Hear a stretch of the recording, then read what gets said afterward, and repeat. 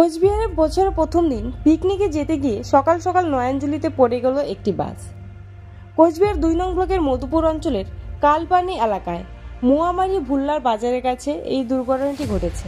হতাহতের এখনো পর্যন্ত কোনো খবর নেই। বেশ কয়েকজন আহত হয়েছে। স্থানীয় বাসিন্দারা সকলকে উদ্ধার করেছে।